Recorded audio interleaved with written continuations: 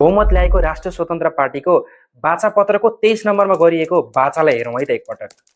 भारतीय रुपैयाँसँग 3 दशकदेखि स्थिर विनिमय दर कायम रहेकोमा विशिष्ट अन्तर्राष्ट्रिय प्राज्ञहरू समेतको सहभागितामा यस प्रणालीको अध्ययन र पुनरावलोकन गर्नेछौँ भनेर लेखिएको छ।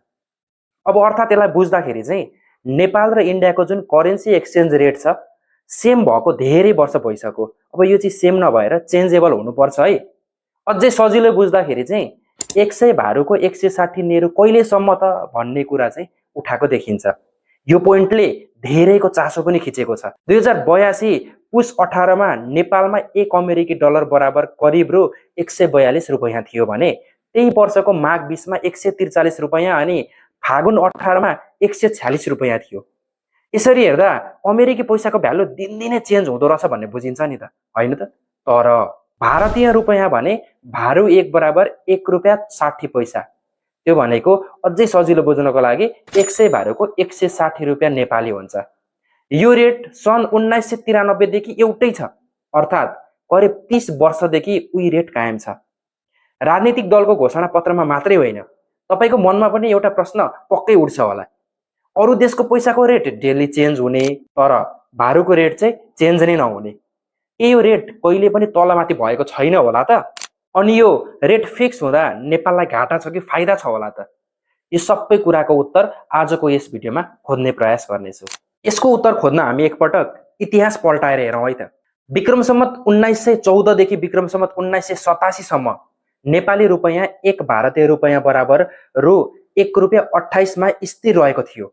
विक्रम सम्वत 1995 देखि 2001 सम्म अर्थात् दोस्रो विश्वयुद्धको कालखण्डको इतिहास हेर्दा भारू 100 बराबर नेहरू 160 बाट घटेर करिब नेहरू 60 सम्म पुगेको पनि तथ्य भेटिन्छ। यसको अर्थ के हो भने त्यो समयमा नेपाली रुपैयाँ भारतीय रुपैयाँ भन्दा पनि बलियो अवस्थामा पुगेको तथ्य भेटिन्छ। सन् 1956 अघि नेपालसँग आफ्नै विदेशी मुद्रा भण्डारण थिएन। यहाँको विदेशी मुद्रा भारतको केन्द्रीय बैंक आरबीआई मा राखिन्थ्यो। नेपाली दूतावासको खर्च वा राजाको उपचार गर्न जस्ता आवश्यक कुराहरुमा पनि आरबीआई लाई एउटा निवेदन अथवा आवेदन दिएर मात्रै विदेशी मुद्रा पाउन सकिन्थ्यो। त्यो समयमा नेपालले दुई प्रकारको मुद्रा भनेको 2 टाइप्स अफ करेन्सी चलाउँथ्यो, नेपाली रुपैयाँ र भारतीय रुपैयाँ, इन्डियन रुपीज पनि। एकैसाथ चलाउने एउटा ठूलो समस्या पनि आइरहेको थियो नेपालमा। वास्तवमा भारतीय रुपैयाँको प्रयोग नेपालमा बढी नै हुने गर्थ्यो। विक्रम सम्वत 2002 देखि 2013 सम्मको कालखण्डमा एक्सचेन्ज रेटमा सबैभन्दा धेरै उतार चढाव आएको पाइन्छ। कहिले नेपाली रुपैयाँ बल्यो, कहिले कमजोर, फिक्स रेट कहिले पनि भएन। त्यसैले विक्रम सम्वत 2012 मा नेपाल राष्ट्र बैंक एनआरबी को स्थापना भयो र त्यसपछि विक्रम सम्वत 2013 मा आधिकारिक रूपमा पेग भनेको फिक्स एक्सचेन्ज रेट गर्ने प्रयास पनि गरियो। तर त्यतिबेला पनि नेपालको अधिकांश व्यापार भारतसँगै हुने भएकाले बजारमा नेपाली रुपैयाँ भन्दा भारतीय रुपैयाँ नै बढी चलन चल्तीमा थियो। यसले ड्युल करेन्सी अर्थात् दुई मुद्रा चल्ने समस्या पनि एकदमै धेरै देखिन थाल्यो। यही अवस्थालाई नियन्त्रण गर्न विक्रम सम्वत 2015 देखि मौद्रिक नीति लागू गरियो। त्यसपछि क्रमशः व्यवस्था सुदृढ हुँदै गयो र अन्ततः विक्रम सम्वत 2017 मा फेरि 100 भारतीय रुपैयाँ बराबर 160 नेपाली रुपैयाँ कायम गरियो। यो कुरा हो 2015 तिरको।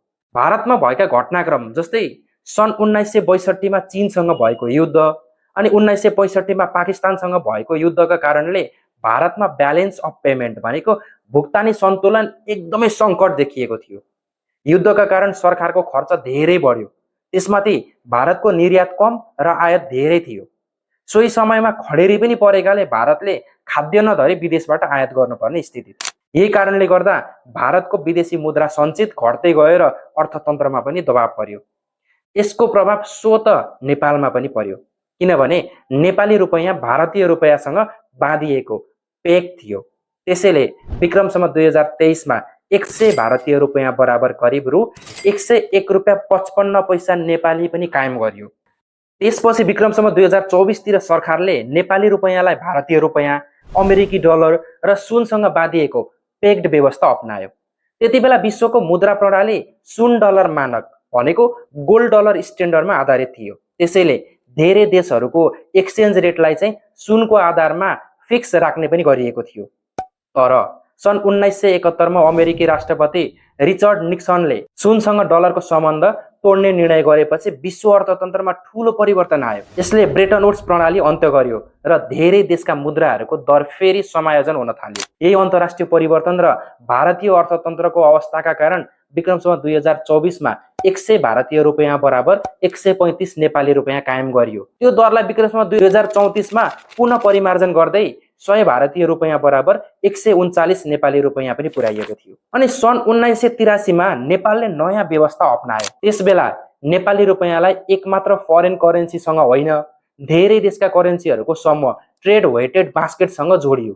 यसको अर्थ नेपाली रुपैयाँ कुनै एक देशको मुद्रामा मात्र निर्भर नरहोस् र व्यापार गर्ने मुख्य देशहरूको मुद्रालाई ध्यानमा राखेर यसको मूल्य निर्धारण होस् भन्ने थियो। यसले विदेशी मुद्राको उत्तर चढावबाट नेपाली रुपैयाँलाई केही हदसम्म फिक्स राख्न चाहिँ उद्देश्य राख्थ्यो। तर व्यवहारमा भने नेपालको धेरै व्यापार चाहिँ भारतसँग हुने भएकाले नेपाली रुपैयाँ अझै पनि भारतीय रुपैयाँसँग नै जोडिएको जस्तो देखिन्थ्यो। त्यसैले अन्ततः सन् 1993मा सरकारले आधिकारिक रूपमा एक्सचेन्ज रेट तय गर्यो। एक भारतीय रुपैयाँ बराबर 1.60 पैसा नेपाली रुपैयाँ, भनेको 100 रुपैयाँ भारतीय बराबर 160 रुपैयाँ नेपाली पैसामा एक्सचेन्ज रेट, जुन आजसम्म पनि कायम रहेको देखिन्छ। अब हामी कुरा गरौँ किन नेपाली रुपैयाँ अझै भारतीय रुपैयाँसँग एउटा स्तरमा जोडिएको छ त? यसको फाइदा के छ अनि यसबाट उत्पन्न समस्याहरू पनि के छन् त?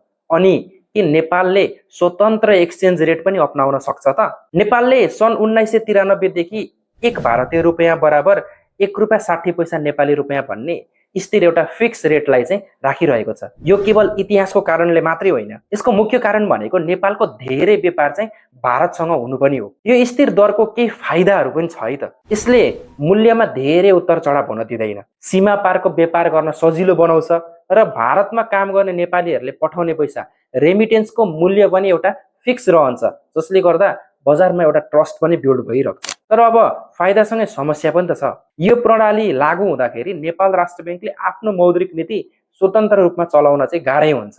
यदि भारतमा मूल्य बढ्यो वा भारतीय रुपैयाँ कमजोर भयो भने नेपालमा पनि त्यसको असर डाइरेक्टली पर्छ। त्यसैले कहिलेकाहीँ नेपालले भारतबाट सामान मात्रै होइन, इन्फ्लेसन पनि आयात गर्छ क्या। अर्को कुरा, भारतीय सामान सस्तो र धेरै उपलब्ध हुने भएकाले नेपाली उद्योगलाई चाहिँ कम्पिटिसन गर्न पनि गाह्रो हुन्छ। अनि अब प्रश्न आउँछ कि स्वतन्त्र फ्लोटिङ विनिमय दर अपनाउन चाहिँ सकिन्छ होला त?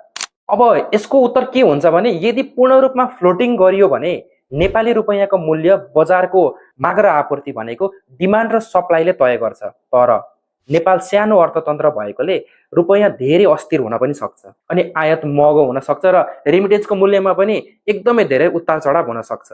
यसले साधारण मानिसको दैनिक जीवनमा भने डाइरेक्टली असर पर्छ। असर पर्ने भनेको ग्रास लेभलको मान्छेहरूलाई हो। त्यसैले केही अर्थशास्त्री अथवा इकोनोमिस्टहरूले भविष्यमा म्यानेज फ्लोट वा क्राउलिङ पेग जस्ता विकल्पबारे सोच्न सकिन्छ भन्छन्। तर अहिलेको अवस्थामा नेपालको उत्पादन, निर्यात र विदेशी मुद्रा सञ्चय अझै बलियो नभएको कारणले गर्दाखेरि तुरुन्तै यस्तो परिवर्तन गर्नु जोखिमपूर्ण हुन सक्छ। त्यही भएर इन्डियासँगको जुन पेग छ, यो पेग चाहिँ नेपालको एउटा ग्रास लेभलको मान्छेको लागि पनि ठिक छ जस्तो मलाई चाहिँ लाग्छ। अब अन्तिममा भन्नुपर्दा हालको एनपिआर र आइएनआर स्थिर दरले नेपाललाई व्यापार स्थिरता, मूल्य नियन्त्रण र रेमिटेन्सको सुरक्षा दिन मद्दत गरिरहेको छ। नेपालले धेरै सामान भारतबाट आयात गर्छ। यदि दर अचानक परिवर्तन भयो भने बजारमा मूल्य धेरै बढ्न सक्छ र आर्थिक समस्या पनि आउन सक्छ। भविष्यमा अर्थतन्त्र अझै बलियो भइसके पछाडि मात्रै यो नयाँ एक्सचेन्ज रेट प्रणाली बारे चाहिँ सोच्न सकिन्छ। अब अन्त्यमा धेरैजनाको मनमा एउटा प्रश्न आउँछ होला, हाम्रो रुपैयाँ किन भारतीय रुपैयाँ भन्दा कमजोर छ भनेर। धेरैतिर सुन्ने पनि गरिन्छ, राष्ट्रिय गौरवका लागि 100 भारतीय रुपैयाँ बराबर 100 नेपाली रुपैयाँ 1:1 हुनुपर्छ भनेर। तर एकैछिन सोचौँ त, यदि आजै सरकारले चाहिँ त्यो दरलाई 1:1 बनायो भने के हाम्रो अर्थतन्त्रले त्यो धक्का सहन सक्छ त?